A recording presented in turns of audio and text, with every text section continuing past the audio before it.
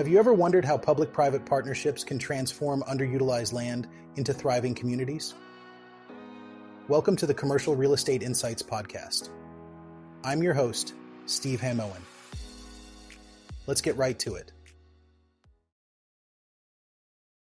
MURAL Real Estate Partners, a women-led development firm founded by industry veteran Robin Zeigler, has been selected to co-lead a $316 million mixed-use redevelopment in New Haven, Connecticut.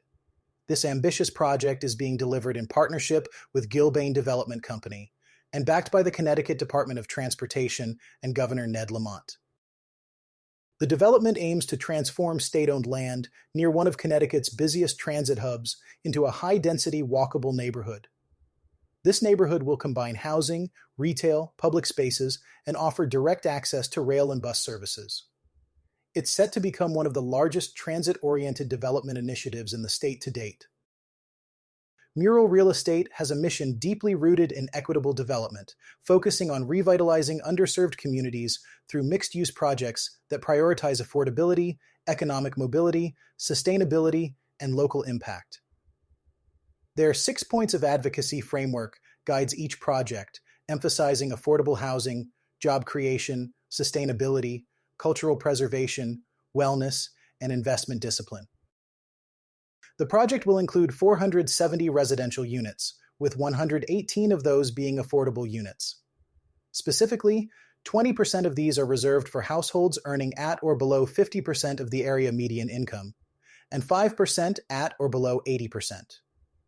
Additionally, the development will feature two 16-story mixed-use towers, over 28,000 square feet of retail and commercial space, 26,000 square feet of indoor and outdoor amenities, and 294 structured parking spaces.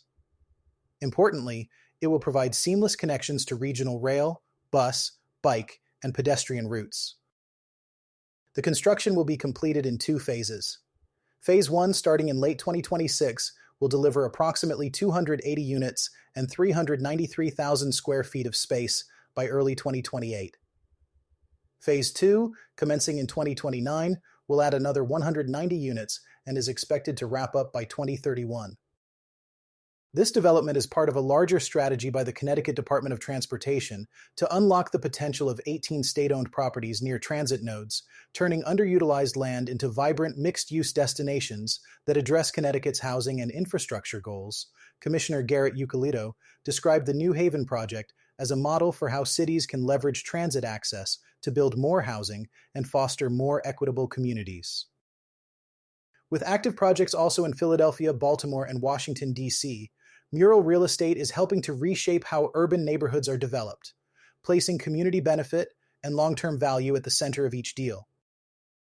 Chase Properties has announced the acquisition of the Southwest Portfolio, a 4-property retail portfolio totaling 514,983 square feet, with locations in Texas and Arkansas.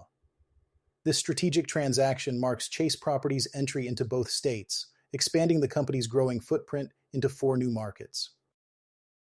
The Southwest portfolio includes South Loop Crossing in Lufkin, Texas, anchored by Old Navy, Michaels, Ross, and Five Below, Killeen Marketplace in Killeen, Texas, featuring Ross, Best Buy, and Shoe Carnival, South Center Shopping Center in Hot Springs, Arkansas, anchored by Kroger, Hobby Lobby, and Ross, and Massard Crossing in Fort Smith, Arkansas, adjacent to a top-performing Walmart with tenants like TJ Maxx, Ross, and Five Below. Andy Klein, co-chief executive officer of Chase Properties, expressed enthusiasm about incorporating these 4 well-positioned community shopping centers into the Chase Properties portfolio. He noted that this acquisition represents their first retail assets in Texas and Arkansas, marking a significant expansion of their retail presence in both states. While the company has previously invested in multifamily properties in Texas, this move aligns perfectly with their long-term retail investment strategy. The acquisition reflects Chase Properties' ongoing focus on stable retail centers with substantial trade areas across the country. With a robust lineup of national tenants and strong shadow anchors such as Walmart, these properties offer both immediate value and long-term growth potential. As Chase Properties continues to expand, this latest acquisition underscores the firm's dedication to supporting communities and strengthening relationships with top-tier retail tenants.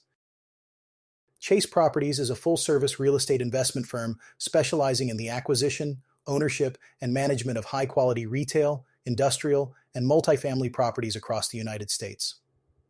With a proven track record spanning over 5 decades, Chase Properties is committed to long-term value creation through strategic acquisitions and active asset management. Regency Centers has completed a significant acquisition in the retail sector, purchasing a 5-property portfolio in Rancho Mission Viejo, Orange County, for a total of $357 million. This acquisition is notable as it surpasses the total retail investment in the area for the first quarter, which was $283.3 million, as reported by CBRE. The portfolio, spanning approximately 630,000 square feet, is reported to be 97% leased. It includes Bridge Park Plaza, Mercantile West, Mercantile East, Terrace Shops, and Sendero Marketplace. The transaction was partly financed through $150 million in assumed mortgage debt from an undisclosed lender, according to the Commercial Observer. Rancho Mission Viejo LLC, the seller, developed this expansive 23,000-acre community beginning in the 1960s.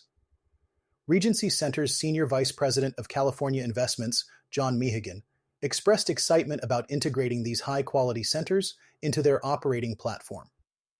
The acquisition is expected to enhance Regency's position in one of the most supply-constrained coastal markets in the United States.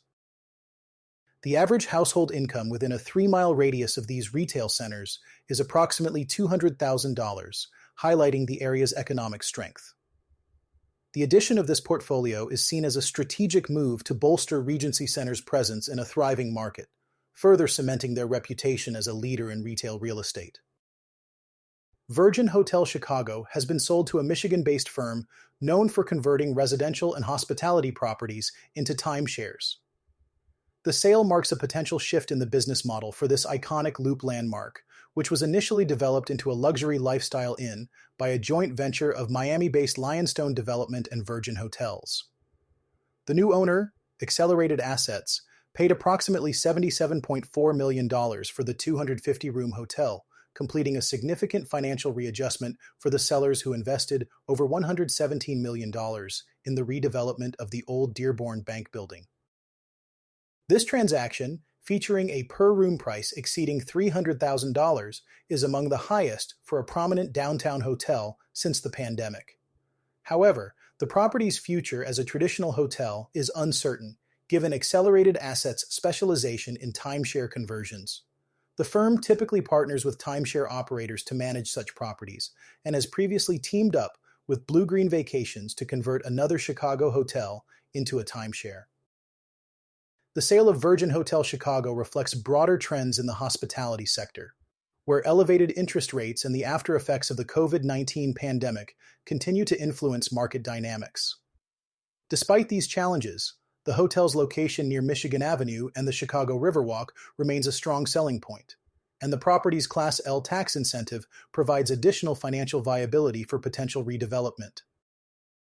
The Class L tax status, which was secured to refurbish the historic building, allows for a reduced tax rate that gradually increases over time.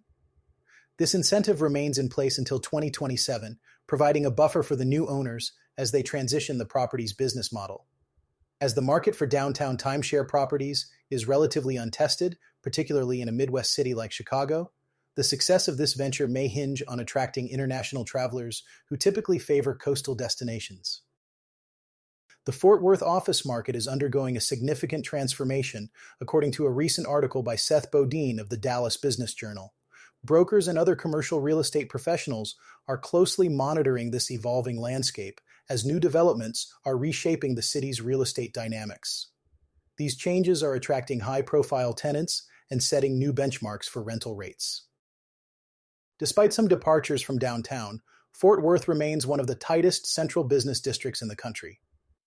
The city is witnessing a remarkable resilience in its office market, with strategic developments continuing to draw interest from major players.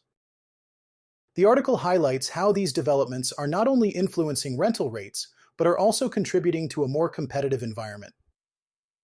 This is a testament to Fort Worth's ability to adapt and innovate, even amidst challenges. As we observe the Fort Worth market, it's intriguing to consider how these changes might reflect broader trends across North America. In regions like Kitchener-Waterloo, London, and Cambridge in Ontario, similar dynamics could be at play. These areas, known for their tech-driven economies, may also see shifts in their office landscapes as they attract high-tech companies and startups, potentially mirroring the transformation seen in Fort Worth. The cross-border relevance of Fort Worth's office market transformation provides valuable insights for Canadian markets, particularly in Ontario. As both regions navigate the complexities of modern office demands, the lessons learned in Fort Worth could inform strategies for fostering economic growth and urban development. Thank you for listening to the Commercial Real Estate Insights podcast. I'm your host, Steve Hamoen. See you on the next one.